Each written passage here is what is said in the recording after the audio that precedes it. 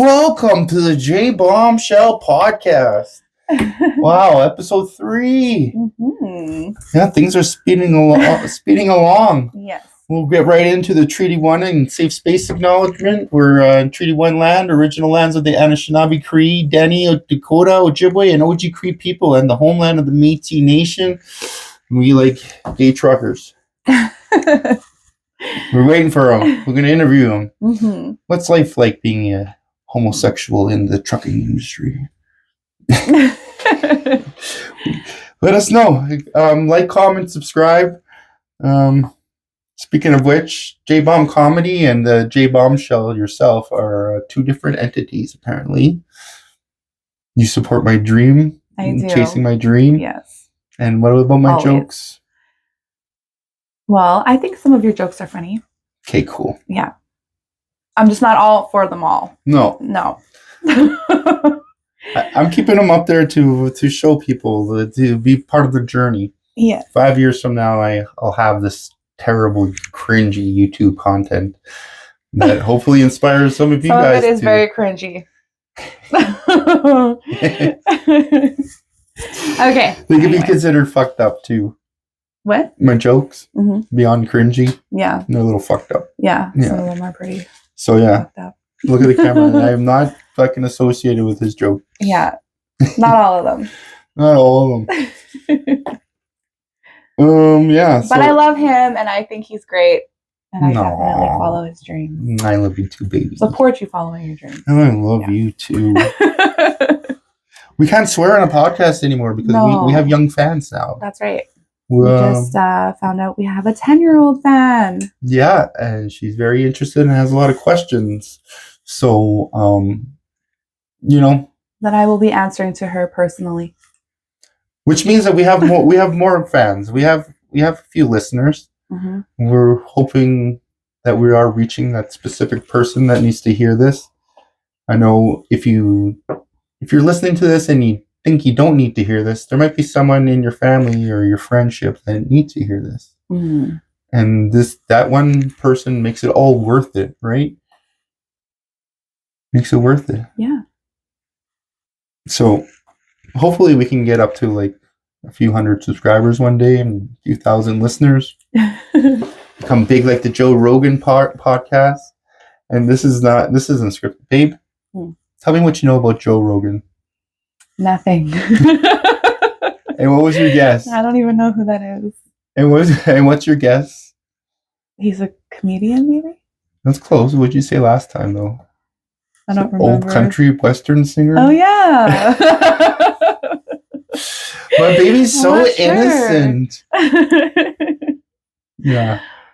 Well, I'll show you a picture. Me. He's on Fear Factor. And the UFC commentator. Okay. Yeah. I know what that is. No one UFC. Yeah. We like UFC. Yeah. Kicking ass. Mm-hmm. What else do we have? So we got our message is getting out, and we're reaching at least that one person, which means we need money so we can continue to get our message out. Upgrade this podcast, Patreon, support J-Bomb Comedy. We might as well plug all of these. In Winnipeg, if you are finding yourself in crisis or want some pre-crisis details to see if there's any rooms available or what kind of breakfast they're serving. if there's a 3-day or 7-day or 30-day package you can get. Just pre-call. You don't need to be in active crisis to call the crisis line, which is 204-774-4184 in Winnipeg. And in Canada, it's 1-833-456-4566. And I'm plugging the kids' help phone still because that existed back in the day. We should call it. Want to call it live on air? 1-800-668-6868. Open your phone. Let's see if that'll work. Let's have some funny content. We'll see if the kids' help phone is there, and then I'll move on. So we plug that. Oh, we're a little more scripted this week, if you haven't noticed. We've got ourselves a little introduction, and we have questions. We'd like to become like an interviewing kind of podcast. Can I dial a phone number, babe? Just dial a phone number. Yeah. Call it? Yeah. We're just going to call. We're just going to call it. Okay. We're just going to call. Okay. We're just going to call it. We're just going to see if it exists. All right. Keypad. Here we go. 800 66 Oh yeah.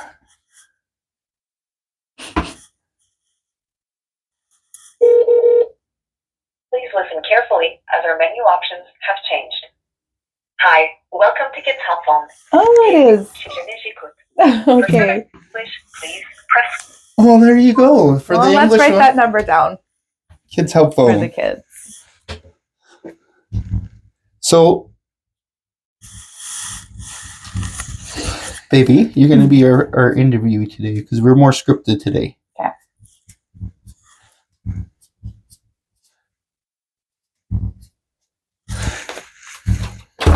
What inspired you to speak out about your mental health struggles, Jacqueline Bombshell?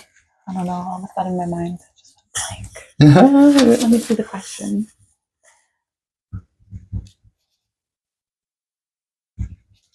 I don't know. Ask me a different question. I don't know what just happened. Well, I'll answer it too. We'll work on these questions together.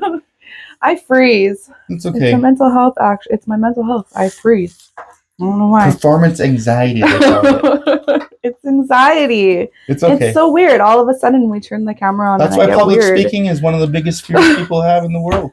All right. Second biggest fear is heights. Okay.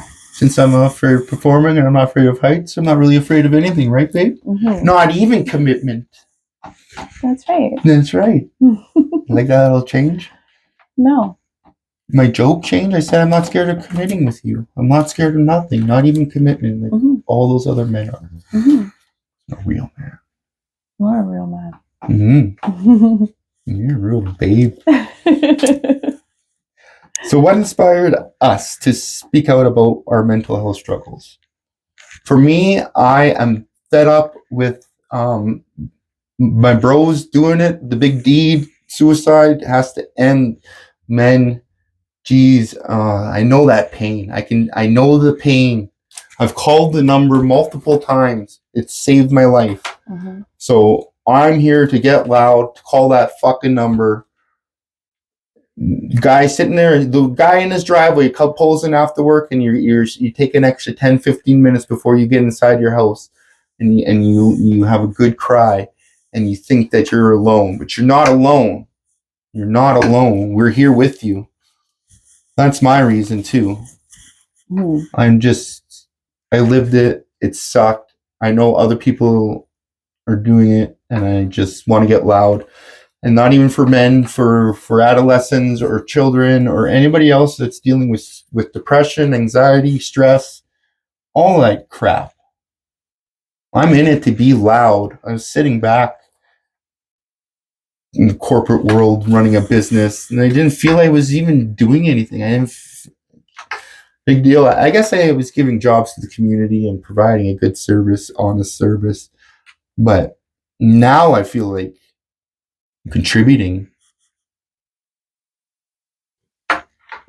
Why are you on the podcast with me?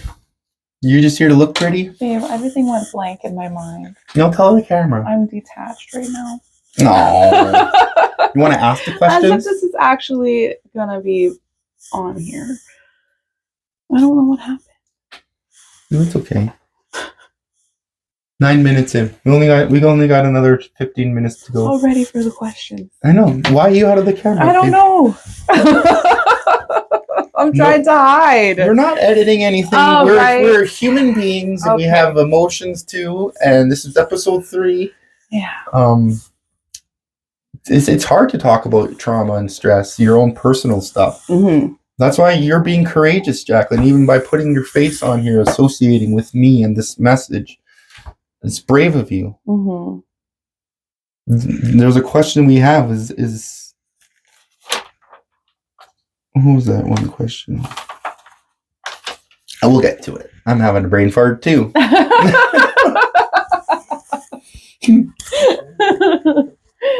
Oh my gosh. So we figured out what inspired me. Jacqueline knows she's part of the team too. She knows kids are suffering, people are suffering in active addictions. She's experienced and has a lot to offer. because we're down the road of recovery. We've done the steps. We're part of the programs, and we take this very serious now. You guys are a big reason we continue to live the path of recovery. We like to keep our word and demonstrate, right? Change behavior. No one believes words, they believe actions. And your action of being on this show with me, it's amazing, it's inspiring.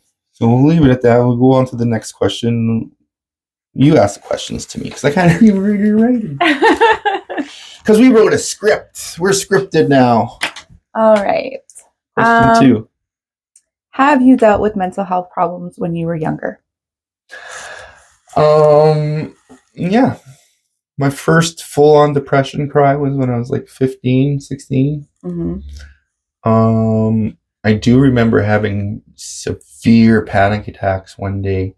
I was coming home after a weekend at my friend's house, and it was time to open the door on a Sunday, get ready for school on Monday, and I had a feeling I've seen it a million times, and I just I was young, I was like 12.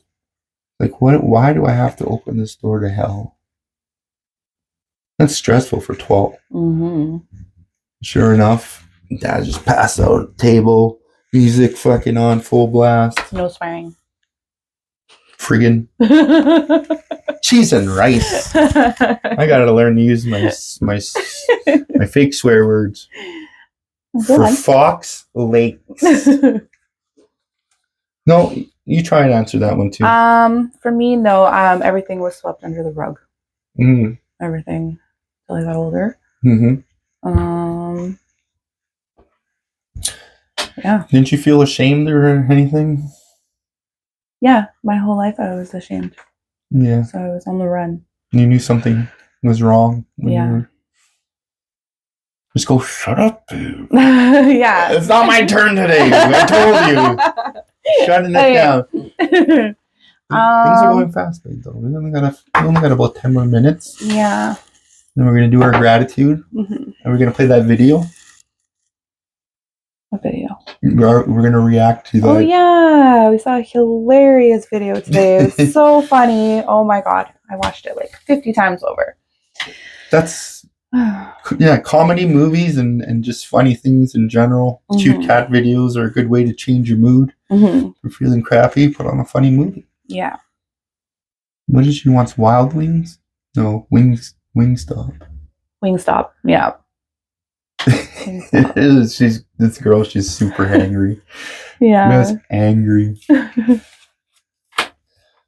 What advice would you give to someone who is struggling with mental health? Call the fucking number. Stop swearing. Friggin' number, please. Call the number. Call, get counseling. This is your first step. If you go talk about it, don't hold it in. Talk about it. Yes, absolutely. Call it. You just get pre-crisis information even. I'm telling you, call them. I'm thinking about having a crisis. I'm not sure yet. Today's the day I freak out or not. What kind of rooms are available? They have doctors there. Yeah. They have counselors. Yeah. You might even just need 15-minute talk. You wouldn't even realize how. And they care. They're compassionate. We care. We care. You're not alone. You're not alone. No. You're not ugly. You're not worthless. You're not any of those things that your mind thinks you are. Someone may have abused and traumatized you into believing. You're not. That's right. It can get better. It will get better. It does get better easily. Yeah. We were in some active trauma, and obviously today's a different day, and we're not in it no more, and we're down the road, and we know people are in it right now, and we're here for you. If there's anything we can do, if we can get loud for your specific issue, if you think your neighbors or your best friends getting smacked around or something, we encourage you guys to speak up for trauma too. Good one. Look at our scripts. This is probably one of our better episodes. I'm loving it. What is the biggest misconception about mental health that you would like to dispel? Dispel? that I can work. I need some god darn time off. The divorce, I had to let the divorce process heal and go through the courts, and then the lawyer crap, and then being self-employed, the tax crap. You know what? I'm just done. I'm just done for a minute. The whole reason why I got divorced is because I didn't address my previous trauma. I wore a mask since I was young. Put on a mask. You get to 20 years old as a kid or as a young man, you just man up, get a job, work, and just smash beers like a lot of men do. I don't mind if you do that either. Like I would, smashing beers is fucking fun. It's a great way for stress. But oh shit. But then you start to spiral.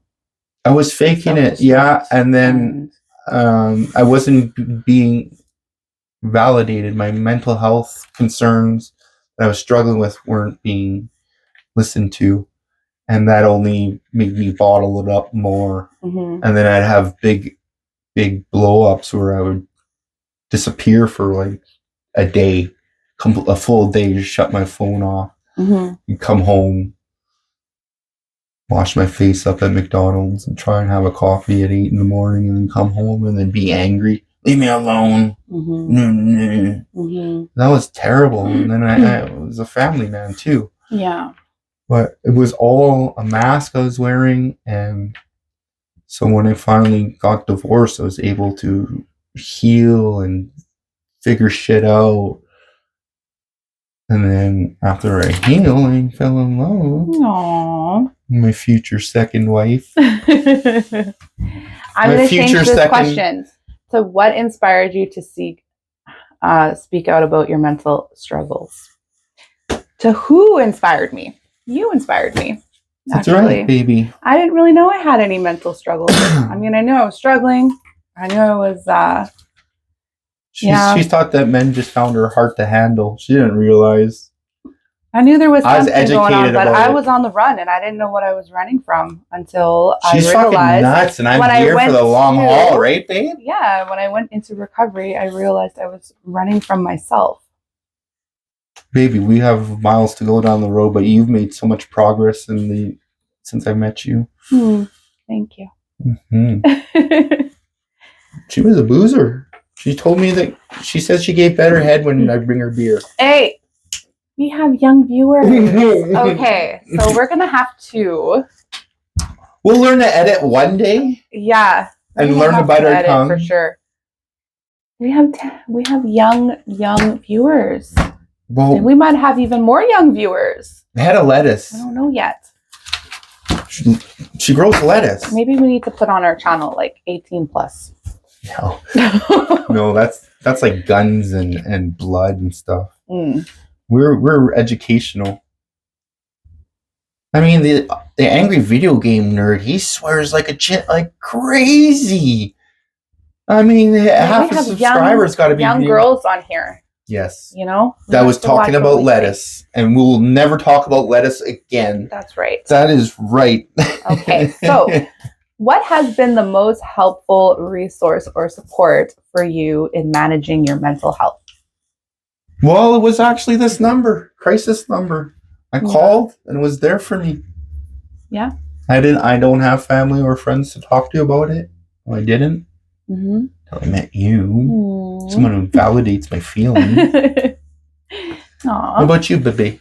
My doctor. I like my doctor's there for me too. I have a fabulous doctor now, and she takes care of me.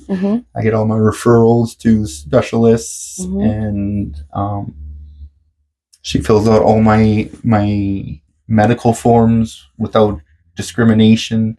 Yes, sounds so simple. Oh, he has depression. He needs time off work. But a lot of doctors didn't really do that before. They said, nah, you really can't work. You really... And I believed that for like 39 years, Jacqueline. I kept thinking, oh, I can work. It's not like I did everything and then I got sick. everything was done while I was sick. So all my accomplishments and everything was done with the disability. Nobody knew about it. I mean, you have to be kind of bipolar to start a big roofing company and get to a level where you make $1 million in a year. But I'm not a millionaire. I earned and burned $1 million. 9 more minutes, babe. I would say for me, my recovery program and my AA program. My sponsor. Alcoholics Anonymous. Yeah. And my mental health worker. And learning that I can trust these numbers, actually. I just talked to somebody. Baby, you opened up. You unfroze. Yeah, I did. Yeah. All right. How has the conversation around mental health evolved during your lifetime, and where do you see it heading in the future? Well, we're both born in the 80s, so there was no internet when we were young. No. The Kids Help Phone was pretty cool, and I was always there. So that's evolved into email, Facebook, Twitter, and people taking it a lot more serious. When it was probably about 2006, Sarah Hughes came out with said she has depression. She's an Olympic gold medalist. First time I ever heard really an athlete talk about depression. And then a few of the hockey enforcers were committing suicide. And they were battling depression too, and concussions are taken more seriously. Back in the day, you get a concussion and you go back out there and you play and you get another one, same hockey shift or whatever, football game. But now it's like, no, you can't get a concussion because it leads to depression. And everybody knows that now. Everybody knows that when pro athletes commit suicide, that their brain is most likely traumatized from several impacts. And that's why they sometimes kill themselves or kill, in case of, can't use that word. No, suicide. Yeah. Let's just say sad. Chris Benoit is a little bit of a touchy subject. For educational purposes, you want to talk about him real quick? Sure. He was a wrestler and he used to do this move from the top rope. He would do a headbutt. And he did it for 20 years. And he had, he called it steroid rage. But he ended up murdering his wife and his kid and then hanging himself. And it wasn't steroids. That was from brain damage. And then so they did an autopsy on his brain, and he had severe dementia of like 100-year-old man. His brain was completely deteriorated from so many concussions. And there's no reason to justify the grossest thing in the world. You murdered your family, so you will always live on that legacy. And, he wasn't around to get the help. He was born in a decade where you never talked about in the 70s or 80s. That's definitely. So, rest in peace to everybody who's lost their life to mental illness. And we are trying to save at least that one life, right, babe? We got fans. We're reaching you. If this podcast isn't for you, it's for somebody you know. Let them know that the Bombshell podcast is here. It's got this beautiful girl, this stupid fucking dumbass joke telling handsome man. This one comedian tried to roast me, called me a healer. Oh, what? I am a healer. You are a healer. I'm a fucking medicine man. Laughter is medicine. It is. Am I a shaman, a question babe? about that on here. Babe, am I a messiah? Oh my God. See, that's one of them that it's like, no, we're not even. Okay. 8. How do we talk to someone who jokes about mental illness?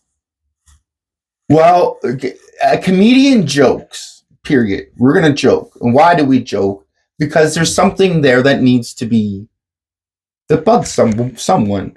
Some people are going to laugh, and it's always a subject or something that, should be talked about.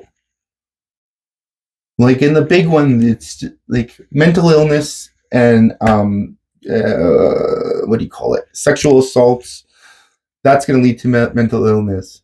So rape jokes are super controversial because somebody in the audience probably suffered firsthand trauma being forced to do something, and you're making a joke about it. But that's fucking bullshit. You're an asshole. Don't make rape jokes. Jesus Christ. Comedy's going to be changing. It is changing. Those are sensitive jokes that really hurt people. Same thing with pedophile jokes. You can't make them. They're humans too. They just like touching kids. You just can't make pedophile jokes. Oh my gosh, what is happening? Babe. See, I don't know. The thing is that I think that people don't like those jokes. 1, because they were traumatized by someone like that. But 2, those people aren't put away for a long enough time. They're not put away at all. If you're a pedophile, you should go away for 20 fucking years. Mm-hmm. You basically murdered somebody in the 1st or 2nd degree. You premeditated to go and groom this child. Yeah. That's murder. You've murdered that person's life. Forever traumatized. And I have a daughter, and I have a terrible joke. I don't want to make a joke. We're not making jokes right now. No. Well, I can say those. Well, come on my tour. You want to see some raunchy comedy? Come on. Buy tickets to my show. That way I know that you're absolutely fucking ready for some J-bomb. And because my comedy isn't for everybody. It isn't. And I am cool with that. Your comedy is very funny. It's not for everybody. I think it just needs to. Well, it doesn't matter what I think. Baby, we only have 2 minutes left in this podcast. Are you serious? We didn't even get through 9 and 10. We're gonna pull some gratitude. You want to pull up that video quick while I think about something grateful that I'm grateful for? Okay. So pull up your. What am I pulling? The chicken stop video. Okay, so yeah. We might push over 30 minutes this week, but that's okay. I'm grateful for comedy. My comedic friends, my funny movies, pranks. I found it. Okay. I can't see it. Put it right in there.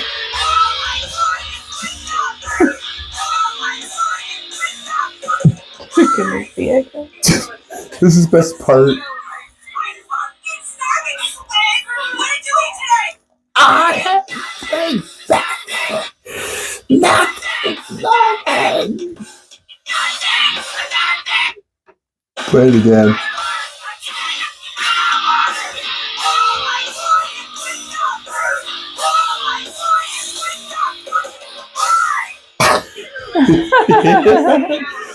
Oh my goodness. I thought that was hilarious. That is funny. So funny. I watched that like 50 times in a row. What are you grateful for? Are you grateful for that goddamn video? I am so grateful for that video.